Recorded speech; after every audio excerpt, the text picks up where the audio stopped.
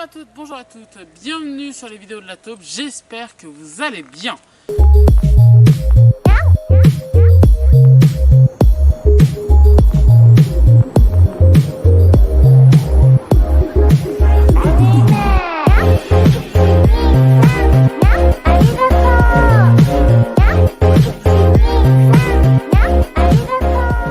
Aujourd'hui, je vous propose une vidéo avec la team FPV35 qui va témoigner sur un sujet très grave. Encore une fois, le harcèlement, vous en avez l'habitude. Il y a eu sur cette chaîne les infos de la taupe spécial harcèlement scolaire. Vous pouvez la retrouver en cliquant là-haut. Vous pouvez également retrouver le court-métrage qui a été fait avec la team FPV35 et Sandrine Hoff. Le court-métrage, vous le retrouvez également là-haut. Et donc les amis, aujourd'hui je vous propose un témoignage de Team FPV35. Mais avant, quelques chiffres que je vous ai déjà donnés dans les infos de la taupe. Il y a quand même 10% d'élèves qui sont victimes de harcèlement scolaire, soit 1,2 million en France. Et donc si une victime a moins de 15 ans, l'harceleur, ou l'agresseur d'ailleurs, prendra 5 ans de prison ainsi que 75 000 € d'amende. Et si elle a plus de 15 ans, la victime, 3 ans de prison donc pour le harceleur et 45 000 € d'amende. Donc c'est parti, on retrouve Team FPV35 pour son témoignage.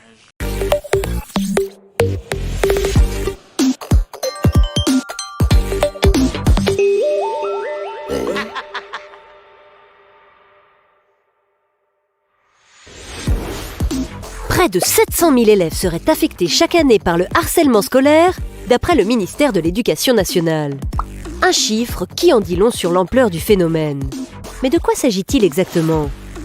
Le harcèlement scolaire se manifeste par des violences verbales ou physiques, répétées, d'un ou plusieurs élèves envers un autre.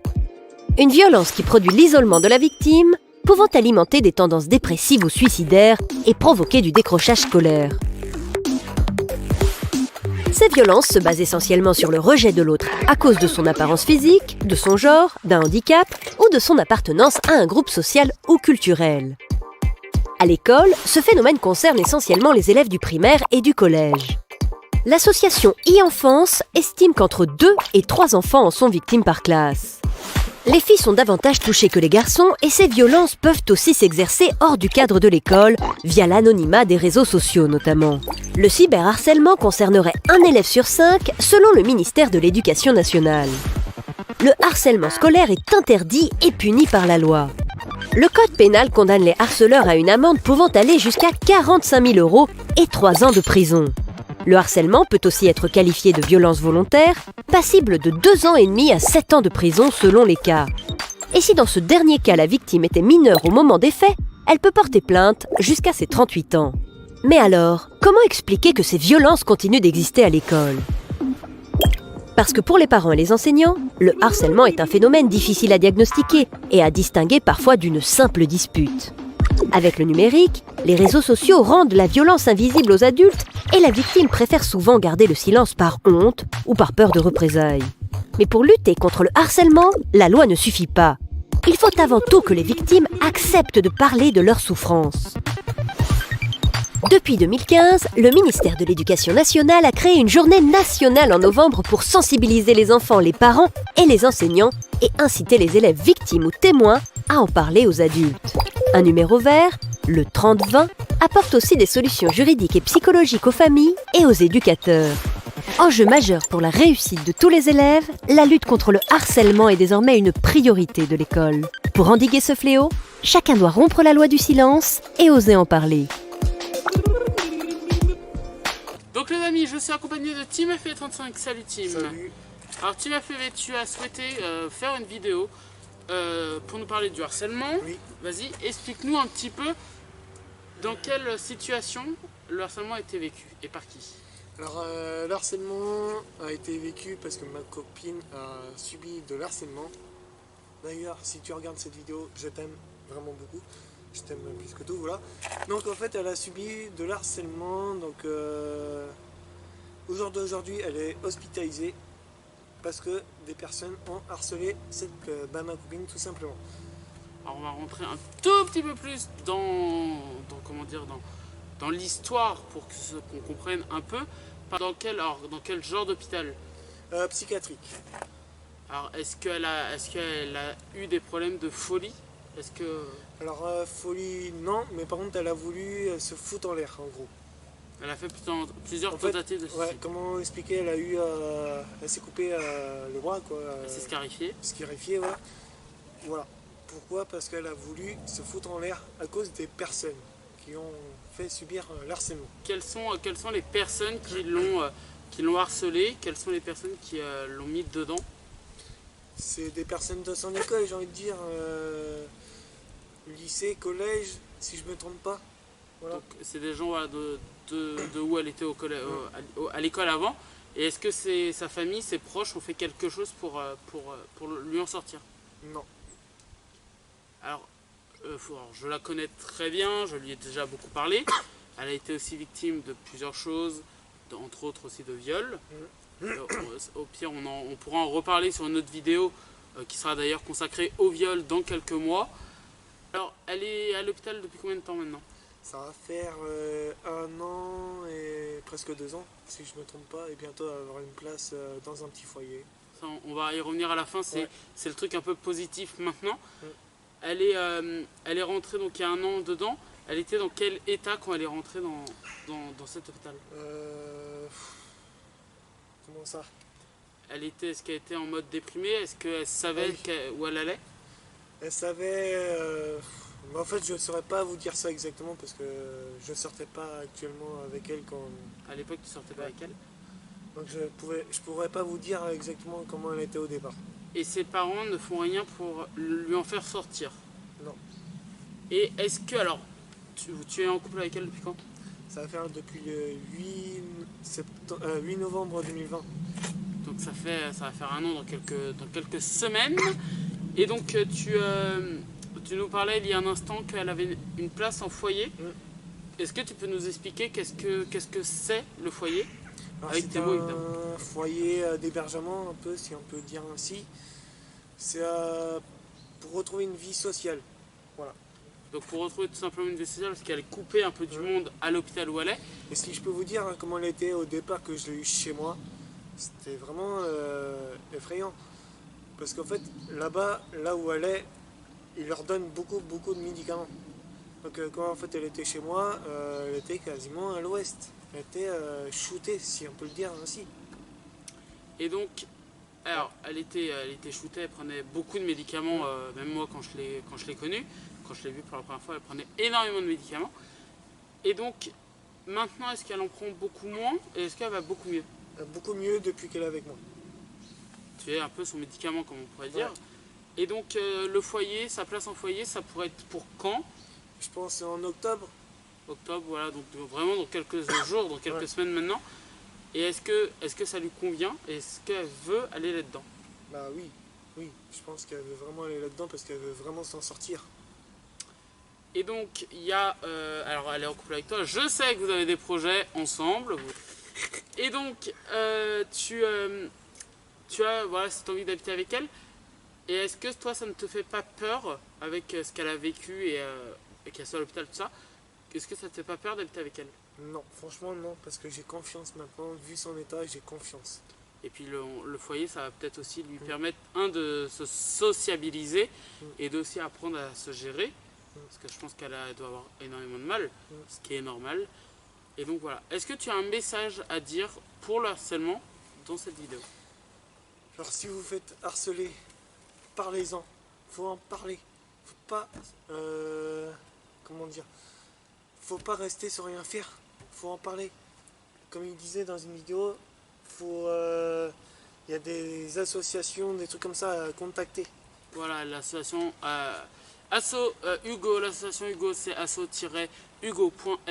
Et vous pouvez également France Victime si vous êtes victime de toute, que ce soit violence, que ce soit harcèlement, tout ça, c'est France Victime, c'est le 116 006. Et donc également, on parle là un peu on a plus parlé du harcèlement dans les hôpitaux qu'on pouvait vivre, ou en tout cas dans les écoles. Mais voilà, on a parlé beaucoup ces derniers temps de l'harcèlement scolaire, mais que vous soyez victime en général, vous pouvez être victime à l'école, vous pouvez être victime dans votre famille, vous pouvez être victime de quelqu'un que vous ne connaissez même pas, ou même de cyber harcèlement. C'est ce qu'elle a vécu exactement, le cyber. Est-ce que tu peux nous dire? Comment ça s'est procuré le cyberharcèlement? Franchement, je sais pas, c'était dans son collège, donc elle m'a pas vraiment tout dit. Voilà, elle devait recevoir, je suppose, des messages sur les réseaux. Et donc voilà, les réseaux qui peuvent apporter des très bonnes ondes, mais comme des très mauvaises. Donc voilà, c'est très bête. Et d'ailleurs, tout simplement, rejoignez-nous tout de même sur les réseaux, parce que c'est un boulot de réseau ce qu'on fait nous. Vous pouvez rejoindre Team FPV, c'est sur sa chaîne YouTube. Hein. J'espère que vous allez aimer cette vidéo parce que franchement, ça me tient vraiment à cœur. Voilà. Là, c'est tout ce que je dis, ça sort du cœur. Et donc voilà, Team FPV, vous le retrouvez sur sa chaîne ainsi que sur son TikTok, c'est Pilote FPV35. Merci beaucoup Pilote. Et on reparlera un peu de cette histoire quand on fera une vidéo sur le viol également, qui est important d'en parler. Et donc les amis, je vous retrouve pour la fin de la vidéo. Si elle veut témoigner, évidemment, elle est la bienvenue. Comme d'ailleurs si vous êtes victime, mais que vous soyez victime de harcèlement que j'ai vécu, mais que voilà, vous soyez victime de quoi que ce soit, si vous voulez venir. Par exemple, moi j'ai vécu aussi de l'harcèlement dans mon ancienne école par un jeune. Et ben on en refera, ça sera pourquoi pas un thème d'une autre vidéo. Nous, vous savez qu'on se bat beaucoup, mais on se bat également pour le racisme, on se bat pour le viol, on se bat pour tout. Donc si vous voulez venir témoigner d'un sujet, vous êtes les bienvenus sur cette chaîne YouTube. Voilà. Je vous retrouve donc juste après là pour finir la vidéo. A tout de suite. C'est lui.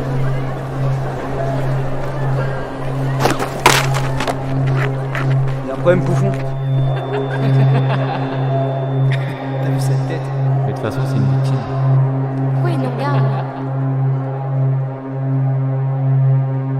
Depuis plusieurs semaines, que ce soit dans la cour ou dans la classe, Maëlle subit de la part de groupes d'élèves moqueries et insultes qui nuisent à son moral et à son travail. Vol, raquettes, dégradation et humiliation dans la réalité comme sur Internet. Solitude, peur, dévalorisation et exclusion à l'intérieur comme à l'extérieur. Chaque jour, Maëlle endure des violences répétées car il est victime de harcèlement. Devant des témoins, des spectateurs malgré eux qui restent dans le silence. Mais les conséquences du harcèlement peuvent être graves, pour aujourd'hui comme pour demain.